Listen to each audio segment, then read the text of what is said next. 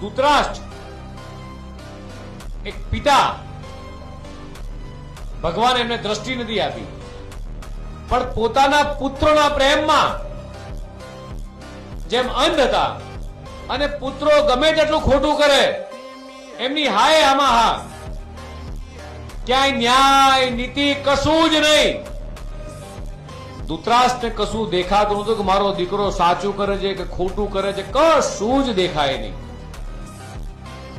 તેવી જ રીતે માત્ર ગુજરાત નહીં, આ કોંગ્રેસના નેતાઓને એ દેશનો વિકાસ દેખાતો નથી કે ગાંધીનગરનો વિકાસ દેખાતો નથી. રોજ ગાંધીનગરમાં આવતા હશે, જતા હશે, પણ જે ધૃતરાષ્ટ્રે આંખે પાટા બાંધ્યા હતા એ પ્રમાણેના પાટા બાંધી અને દેશભરમાં ફરી રહ્યા છે.